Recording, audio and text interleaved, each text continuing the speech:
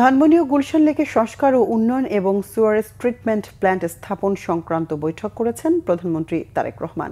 সচিবালয়ের মন্ত্রিপরিষদ বিভাগের সভাকক্ষে বৈঠকটি অনুষ্ঠিত হয়। বৈঠকে ঢাকা দক্ষিণ সিটি কর্পোরেশনের উদ্যোগে ধানমন্ডি লেকের সংস্কার ও পুনর্নির্মাণ, নজরুল সরোবরের নির্মাণ এবং ঢাকার পয়ঃনিষ্কাশন ব্যবস্থার আধুনিকায়নের অংশ হিসেবে সুয়ারেজ ট্রিটমেন্ট প্ল্যান্ট এসটিপি স্থাপন সংক্রান্ত প্রকল্প সম্পর্কে প্রধানমন্ত্রীকে অবহিত করা হয়। এছাড়া গুলশান ও বারিধারা লেকে সংযুক্ত সব অবৈধ বর্জ্য নির্গমন লাইন আগামী 6 মাসের মধ্যে সম্পূর্ণভাবে বন্ধ করার লক্ষ্যে কার্যকর পদক্ষেপ গ্রহণের সিদ্ধান্ত হয়। সভায় রাজুকের নেতৃত্বে গুলশান লেকের পরিষ্কার পরিচ্ছন্নতা, সৌন্দর্য বর্ধন এবং পরিবেশগত উন্নয়ন কার্যক্রম বাস্তবায়নের সিদ্ধান্ত গৃহীত হয়।